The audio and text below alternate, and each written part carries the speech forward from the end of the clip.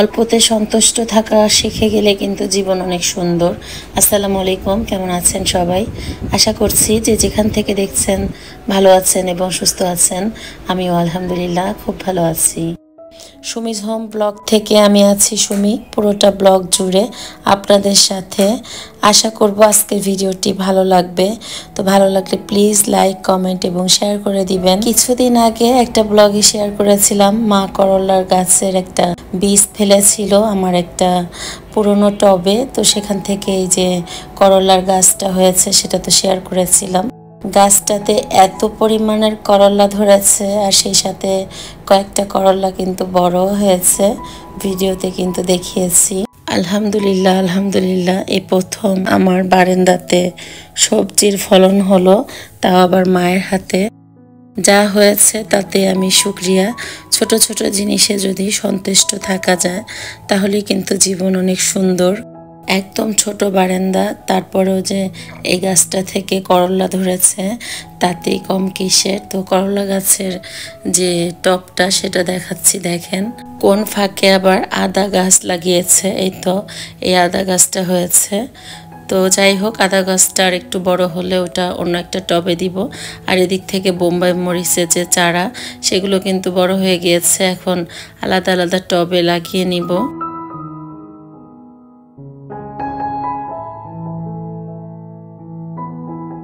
তো এই তো আমার কাঠের যে মশলার বক্সটা অনেক দিন ধরে পড়ে আছে, তাই ভাবলাম যে ঈদে যেহেতু অনেক গেস্ট আসবে তো মশলাগুলো আমি খুব সুন্দরভাবে এই বক্সটাতে রিফিল নিয়ে নিই।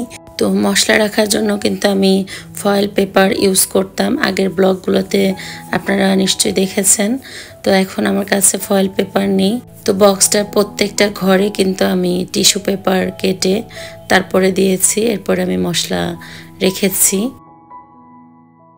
অনেক মানুষের রান্নাবান্না করতে গেলে কিন্তু একটু ঝামেলা পোহাতে হয়।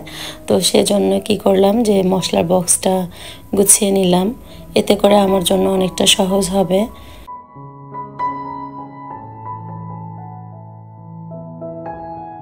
আর যেহেতু গেস্ট আসবে তো কিচেনের ডোরে একটা হ্যাঙ্গিং প্ল্যান্টার দিলাম রিয়েল। এখানে মানি প্ল্যান্ট দিয়েছি আমি। এখানে প্রায় 17টার মতো পিলো কভার এবং বেড রানার, সেই সাথে কুশন কভার বানিয়েছি। প্রিভিয়াস একটা ব্লগে দেখিয়েছিলাম মাকে হসপিটালে রেখে আমি একটু কাপড় কিনতে গিয়েছিলাম। মূলত আমি ঈদ উপলক্ষে কিন্তু এই কেনাকাটাগুলো করেছিলাম।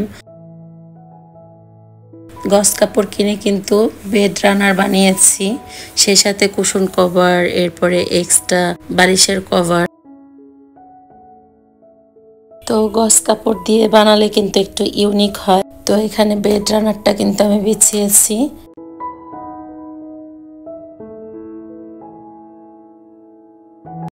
গত ভিডিওতে শুধু হোয়াইট কালারের চাদরটা বিছিয়েছিলাম, আর যেহেতু মেহমান আসবে, ঈদে যাদেরকে দাওয়াত করেছি তো তারা আসবে, এজন্য একটু নতুনভাবে সাজালাম।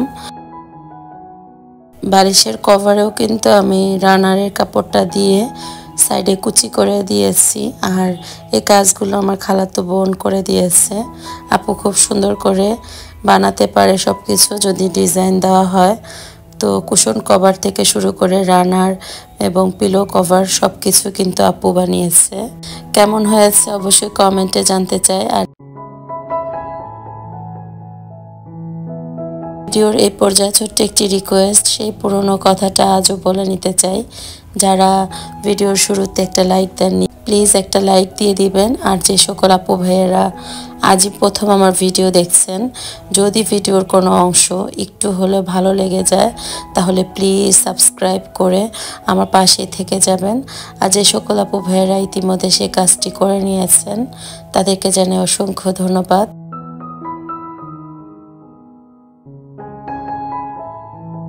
কালো এলাচ এবং ছোট এলাচগুলোর মুখটা যদি একটু ফাটিয়ে দেওয়া যায় তাহলে খাবারে কিন্তু খুব সুঘ্রাণ আসে। আর এখানে আমি রোস্ট রান্না করব, এর জন্য কিন্তু রোস্টের যে গ্রেভিটা, তো ওই মশলাটা খুব ভালোভাবে কষিয়ে নিচ্ছি। ভালোভাবে কষিয়ে নিলে রোস্টার কালার কিন্তু অনেক সুন্দর হয়, আর সেই সাথে খেতেও কিন্তু অনেক মজার হয়।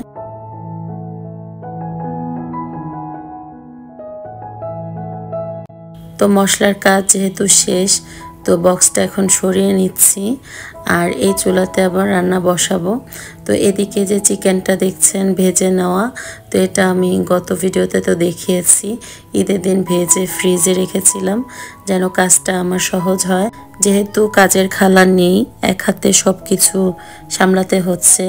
এদিক থেকে হচ্ছে আমি রোস্টে লিকুইড দুধটা দিয়ে দিলাম, আর কোনো পানি ইউজ করব না। এই লিকুইড মিল্কেই কিন্তু রোস্টটা রান্না হবে। নামানোর আগে মাওয়ার যে কাজটা সেটা হচ্ছে একটু ঘি আর গুঁড়ো দুধ দিব 2 চামচ। এখানে রুই মাছ আমি ভেজে ভুনা করে নিচ্ছি, দেখতে পাচ্ছেন একদমই পানি দেইনি। এখানে আমি রুই মাছটা ভেজে মশলা দিয়ে নিয়েছি, আর এই তো গরুর মাংস রান্না করে নিচ্ছি। এটা ছিল কোরবানির মাংস, তো এটা আমার বাসায় এসেছিল, ওইটাই রান্না করে নিচ্ছি। তো ঈদের দিন তো আমার বাসায় তেমন কোনো গেস্ট আসেনি, আর ওভাবে রান্না বান্না করিনি। কিছু কিছু রান্না করে আগিয়ে রেখেছিলাম।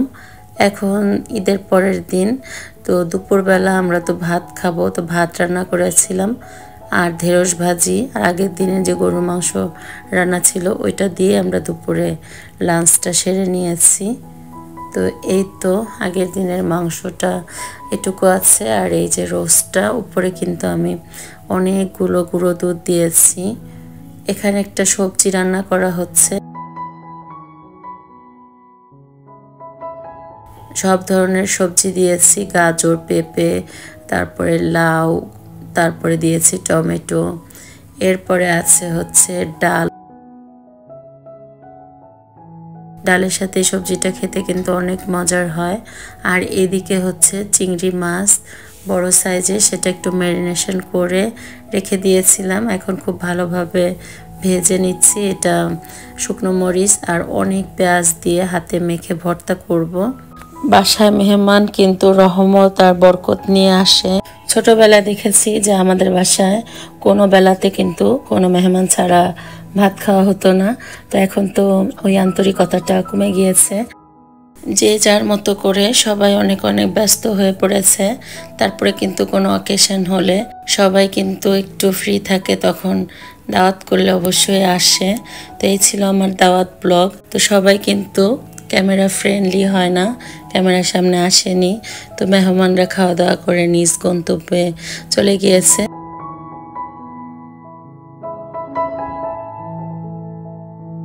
সকালবেলা এই জিনিসপত্রগুলো ধোয়া হয়েছে। আমার মা অনেক কাজের মানুষ, সে কাজ করতে চায় কিন্তু তাকে কিন্তু কিচ্ছু করতে দেয় না, তারপর সে লুকিয়ে লুকিয়ে অনেক কাজ করতে থাকে। এটাতে তো আমার মেজাজ অনেক খারাপ হয়ে যায়। তো যাই হোক, এই থালা বাসনগুলো কিন্তু মা ধুয়েছে, এতে আমি অনেক কষ্ট পেয়েছি। মাকে বলেছি আর যেন এই কাজটা না করে সে। তারপরে মা বলল যে তোর তো অনেক কষ্ট হচ্ছে, যেহেতু এত মানুষ এসেছে, এত রান্না বাড়া, তারপরে এটুকু যদি না করি তাহলে কিভাবে হবে। আমি তো অনেক অনেক লাকি যে আমার মা এত বোঝে। যাই হোক, মায়ের তুলনা কারোর সাথেই হবে না। কোকারিজগুলো মুছে যেটা যেখানে থাকা সেটা সেখানে গুছিয়ে নিচ্ছি। জানি না শেষ পর্যন্ত কে কে আছেন আমার সাথে। যদি থেকে থাকেন, ব্লগটা যদি ভালো লেগে যায় তাহলে প্লিজ লাইক, কমেন্ট এবং শেয়ার করে দিবেন। তো সব কিছু কিন্তু গুছিয়ে নিয়েছি, আর সেই সাথে বৃষ্টিও শুরু হয়ে গিয়েছে। তো ঘরে থাকা গাছগুলো কিন্তু বৃষ্টির পানিতে রেখেছি, এতে করে পাতাগুলো অনেক সবুজ হয় এবং সতেজ হয়। তো আজকের মতো বিদায় নিচ্ছি, সবার সুস্বাস্থ্যতা কামনা করে। সবাই খুব বেশি ভালো থাকবেন, পজিটিভ থিঙ্ক করবেন। আল্লাহ হাফেজ, আসসালামু আলাইকুম।